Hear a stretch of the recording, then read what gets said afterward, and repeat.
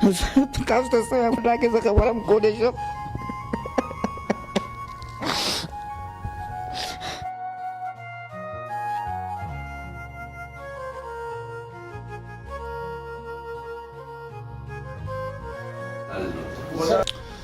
بسم الله الرحمن الرحیم. د حق پرست ټي وي د اړخه نواز خان یم.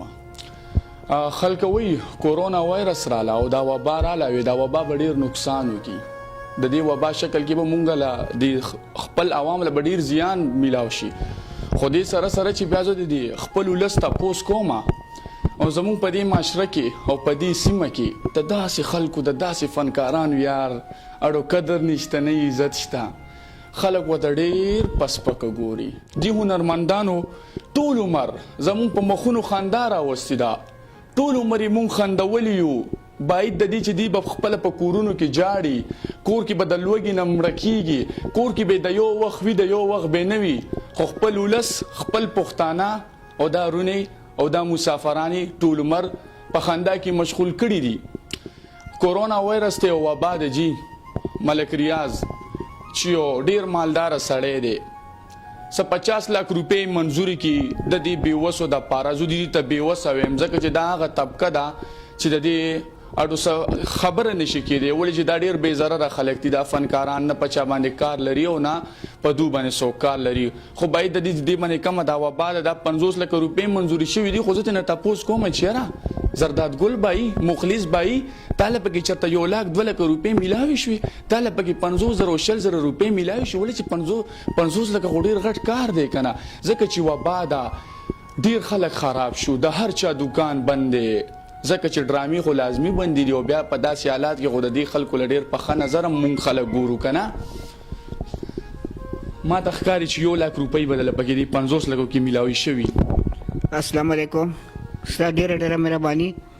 زه سردار مریخ یم، 50 کالونو د قوم خدمت کوم. دوی ته پته نه زمونږ په کور کې نه غریب وي که نه زموږ مړي پراته وي او په سټیج لاړ شو، خلک خاندو خوشحاله و، ټول عمر هم خلکو ته خوشحالیانې ورکړې دي. د ملک ریاض صاحب زه شکریه ادا کوم، سلام ورته کوم چې هغې زموږ دپاره 50 لکه روپۍ راواستولې، خو داسې غلط سړي ته یې په لاس کې ورکړې چې موږ ته یو پیسې هم رانه کا. او موږ دا تپوس کوو چې دا پیسې دوی چا ته ورکړي دي، فنکارانو ته ورکړي که خپل رشتهدارانو ته ورکړي دي، چا ته یې ورکړي؟ موږ ته یو پیسه هم نه ده میلاو شوې، نه ده میلاو شوې. موږ ریاض صاحب ته وو چې زموږ تپوس وکړي، موږ ته خپل حق راکړي. او زه حکومت ته هم دا وایم، خواست کوم چې د نه یې تپوس وکړي خالد خټک نه چې دا د فنکارانو په سر تا پیسې اخیستې تا چا ته ورکړې او کوم ځای کې دې ورکړې، خپلوانو ته دې ورکړې، رشتهدارانو ته دې ورکړې، فنکارانو ته دې ورکړې، دې تپوس پکار دی. ډېره مهرباني. دا ولې یاره تاسو سره په دې هره شعبه کې زمونږ په معاشره کې زمونږ په سیمه کې چې ګورو تاسو سره به اکثر داسې کېږي او بیا راوچتېږي ستاسو د دې خپل هنرمند راوچتېږي، خپل هنرمند راوچتېږي او تاسو نه دونه لکه په 50 لکه په غټ مقدار باندې پیسې والي، دا خو هم ډېره ناجیزه ده. ستاسو خپل هم کور حالات خراب وي، د هر یو فنکار د هر یو هنرمند. تاسو وګورئ که نه کرونا ده، روژه ده، موږ ډسیبل یو. تاسو ته څه وایم ډاکې زه خبره هم کولی شم. ما خو تاسو ته ویلي وو که نه چې کم سړی ټول عمر دا خلک وخاندي که نه، نو هغه به بیا نن دغسې بیا جړېږي، هغه به بیا جړېږي او هغه کسان به څوک جړوي؟ خپل کسان به جړوي. والله خفه کېږو ځکه چې مونږ واړه واړه وو، دا دې همغه رالوي شو چې تاسو ګورو، تاسو زمونږ په مخونو باندې اکثر خندا راوستې ده. خفه شو چې تاسو وینو په جړا باندې په داسې فریاد باندې دا د 19 روژه د تاسو ټول راغونډ شوي، څوک به د یو ځینه راغلی، څوک به د بل ځینه. باید د دې چې تاسو به کرایانې هم ډېرې لګولي، خرچې به هم شوي، کور کې به هم ماشومان څه غواړي، ولې چې لاکډاون دی، هر څه حالات خراب دی. السلام علیکم ګرانو مینوالو. اول خو زه د خپل حکومت نه دا اپیل کوم چې لکه فنکار دی ورته وایي چې لکه دا خو د ملک سفیر دی، په هر ملک کې د خپل ملک نمایندګي کوي، نو بیا د سفیر خو هم یو تنخواه خو وي که نه. یو خوا نه کرونا ده، بل خوا نه کارونه بندي، بل فنکار چې دی دا یو داسې اساس طبقه ده چې دی زموږ ملګري وختي دا خبره هم کا، خو زه به بیا هم وکړم چې فنکار به په جیب کې روپۍ نه خو جامې به دی د افسرانو اچوي، ولې چې ا به دی د سکرین دپاره اچوي، کیدای شي هغه کپړې د قرض راغېښتي، نو بیا حکومت خو اس مونږ له ونکا بیا ملک ریاض صاحب الله دې په بچو خوشاله کې الله دې ورسره ډیر خو کی چې فنکار دغه په یاد کې مرالو چې او دام یو مخلوق ته هغه بیا یو داسې خامار لراولېږلې هغه پیسې چې هغه تور خامارو چې دا هغه نامه خالد خټک دی که خالد سټک دی دغه نامې ده نو هغه پیسې په خپلو کسانو باندې تقسیم کړي دي فنکاران نه پوهېږم یو ریدات پکې پیژنم چې هغه یې ورکړي دي زموږ ټیک ته دا حقدار دی زموږ غریب فنکار دی یو سمینه ده دی یې ورکړي دي باقي زه نه پیژنم چې د چا له ورکړي دي یا د په پرسنټیج ورکړي دي او که چا له ورکړي خپلو کسانو له ورکړي دي نو ای خالد خټکه ټیک ده په دې دنیا هم تپوس به د نه کوو پرېږدو دي نه که تړی کې دا وی چې ګنې یاره او که هغه د حکومت په زور دی که هغه مونږ ملک ریاض صاحب ته اپیل کوو او نیب محکمه شته د های کورټ شته عدالت شته پولیس شته هسې خلک راټینګوي نو دې کې دې راټینګ کړي د فنکار حق وهل دا خو ډېر لکه نه مناسبه خبره ده نو اپیل حکومت تم کوو ملک ریاض صاحب تم کوو چې یاره زموږ د دې فنکارانو تپوس دې وکړی شي مخلص بھائی څنګه ډیره زیاته مننه خوشاله شي ټیک ټاک الحمدلله مخلص بھائی تاسو نن یو غونډه را جمع کړې ده تاسو همدغسې په اتفاق هم تاسو ته اوسېدل پکاري خو ستاسو د فنکارانو یو فنکار راوچتېږي او بیا په غټ مقدار کې 50 لک روپۍ ځان له کوي او تاسو له پکې روپۍ هم نه درکوي ډېر زیاتې دي جانان اصل کې خبره دا ده چې ښه او بد دا په هر ډپارټمنټ کې هر فیلډ کې شته دی دا د پخوانه دا زموږ د معاشره کې دا شی را روان دی دغه شان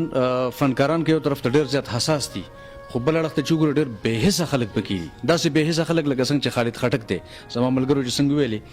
دا نه چې ګینې موږ کمزور یو الحمدلله ښه تکړه یو په مټو تکړه یو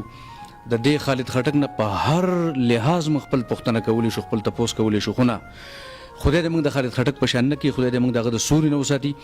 موږ به ځو موږ به په لیګل طریقه خپل تپوس کوو زموږ دپاره عدالتونه شته دي زموږ دپاره محکمې شته دي نیب شته دي نو زموږ دغه ملګرو ته ریکوست دی چې دغه سړی دې راګیر کړي او دغه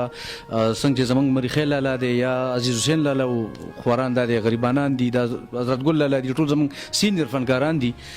د دې خلکو دا حق دی او دا داسې خلکو له ورکړی چې زما د قسمي که زه پکې سیوا د وواتو کسانو نور یو پیژنه موږ سره لیست شته دی موږ سره تصویرونه شته دي او د پاکستان ټلویزیون امپلایز ته هغه پیسې میلاو شوي چې هغه د ټلویزیون نم او یا 8000 روپۍ د میاشتې اخلي که نه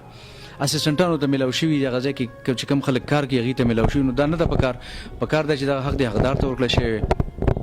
نو دغه د خالد خټک خلاف به آواز اوچتو او څومره چې زموږ وس کېږي انشاءالله نو زه به مخ په بره روان یو راستني ګونه خپلې پیسې به لګوي انشاءالله خو د خپل حق تپوس به کوو انشاءالله مخلص بھائی په دې وبا او لاکډاون کې ستاسو به ډېر زیات کار خراب شوی ګورنمنټ شو داسې ویلفیر چا سره داسې مرسته وکړه چې یاره دې فنکارانو له د یو وخت راشن خو ورکړو که نه چې یاره یو روژه مات یو د وخت کاري پیوشي اصل کې رحمان بابا شعر دی چې په سر دې اور بلیږي دغه مړکه د دنیا اور نه پرېږده چې بلیږي د هر سړي په خپل سر باندې اور بل دی او هر سړی و چېرې زما کور دې بچ شي او که دا بل هر څنګه وي نو وي دی نو بل چاته بل نه ښکاري خو دا ډېر ښه خلک دي اوس هم زه یم چې دا ژوندي دي چې ملک ریاض غونډه کې سړی په دغه کې به زه د اپریشیټ کوم چې داسې خلک لا شته چې د غریبانو اواز یې واورېد او دوی سره هیلپ وکړو ګینې قسم ده که د چا نه یو ټکه زیاتې کېږي که نه هر سړی د خپل ځان ته وګوري داسې لوی لوی خلک زموږ په دې پښتنو کې شته چې د ایربونو د کربونو روپو مالکان دي قسم مې په خدای په زرګونو خو د هغوی نوکران په هغه بنګلو کې ګرځي نوکران چاکران خو دا بیا د اسلام آباد نه یو سړی راپاسي او هغه دلته د پښتنو فنکارانو پر آواز اوچتوي نو زه دې اپریشیټ کوم زه ورته په تندي باندې لاس ږدم چې ډېره مننه چې زموږ خو دا خواران فنکاران دي دې ته د سیریل څه میلاویږي دې ته د پی ټي وي د ډرامې څه میلاویږي دې ته د سی ډي دې ته د فلم څه میلاویږي زه د دې خبره غندنه کوم چې غلام محیالدین د لاهور نه دوی راوستو دلته په پی ټي وي کې په سیریل باندې کار وکړو 12 لک روپۍ هغه یوړې ولې ما سره اسف خان دلته نو ما سره عجب ګل غوندې اکټر نو ما سره فردوس جمال نو چې دې د هغه ځای ما سره جمیل بابر نو ما سره نور دلته سینیر آرټسټان نو چې دې د هغه ځای یو اکټر راولي شامل خان راولي دلته پېښور ټلویزیون کې به کار کوي زما لږ اکټران دلته فارغ ناستي ولې په کار ده چې دې خبرې هم تپوس وشي. نو زه د دغه ملک ریاض بیا هم مننه کوم چې زموږ د ملګرو اواز یې واورېد او ثانک یو ویری مچ. ډېره مننه ستاسو د چینل هم شکریا. لالا مختصر علاوه چې کم ملک ریاض 50 لک روپۍ تاسو د پاره منزور کړی وي کې بیا تاسو خپل هنرمند داسې کار کوي نو څه غوښتنه کوي د حکومت نه د عدلیه نه او د نورو ادارو نه دا چې کوم هنرمند دا کار کړی دی دا هنرمند نه دی د دې صحیح چې کوم کاروبار دی هغه زه تاسو ته نشم ویلی. د میډیا پالیسی دا ده چې هغه زه تا ته ویلی نشم چې هغه څه روزګار کوي او بهرحال دا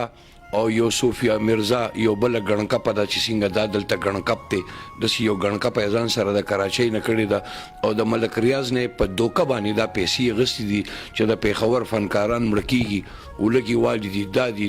دا دي راغلي دي دلته د سکرین د پاره خلکو ته چیکونه ورک هغه نه پسته به د هر یو فنکار نه چې چاله چیک ورکړي دي د نه 20 هزار روپۍ واپس کټ کړي او باقی ورلور کړي. نو زه خو فنکارم خو زاغه فنکار نیم چې زه جنگ نکوم. زه خپل حق د هر چا نه وصولولی شم او حکومت شته عدالت شته نور ادارې شته موږ دوی ته درخواست کوو چې د دې خلاف خالد خټک خلاف کاروي وکړي او ان کیس دا ځان سره په ریکارډ راولا که دې حکومتي خلکو د دې خلاف کاروي ونه کا بیا به زه خپل کار په خپله کوم او د دې ټوله ذمواري به په حکومت باندې. بالکل څنګه چې تاسو ته دې ټولو خبرې واورېدې چې ډېر د سختو سره ښکار دی او دا ژوند یې ډېر په ستونزو کې او په مسالو کې راګیر دی. نو دلته به مونږ هم خالد خټک له یو شارټ شانتي میسج دا ورکو چې ملک ریاض په تاسو باندې یقین وکړو اعتماد وکړو چې تاسو له 50 لک روپۍ درکړي چې دا د خلکو له ورور سوا نه بیا پکار دا د تاسو ته چې راغی اعتماد بحالو ساتي او د خلکو لم پکار چې تاسو د خپل حق را رسول خو د بد مرغه د دوی سوي نه دا او د غوم سوي نه دا الله دیو کې چې دوی د خپل حق ملاوي شي او دوی د کم خپل ژوند د ډیر په صحیح او په اسانه طریقه تیر کی. تاسو خپل موبایل نمبر یاد چې تاسو خپل موبایل نمبر وایي کنه کم چې زمون کتون کې دي کم چې غری بیا سوک تاسو سره سمرسته کول تاسو خپل موبایل نمبر وایي. جی زما موبایل نمبر 0346 98 36 36 دا جی د دې نمبر دی کچره تاسو داسې پیکیج ورکول غواړي کم چې زموږ د شتمن خلک دی ټیم کې دا ویډیو ګوري د چا چې وس کیږي کنه د امداد په شکل کې د مال په شکل کې نو د داسې فنکارانو د لپاره تاسو وقف کې ولې چې د دوم هم په مونږ باندې پوره حق کیږي. نو راکې اجازه د خپل کیمرمن وصال خان سره د خوده پامان.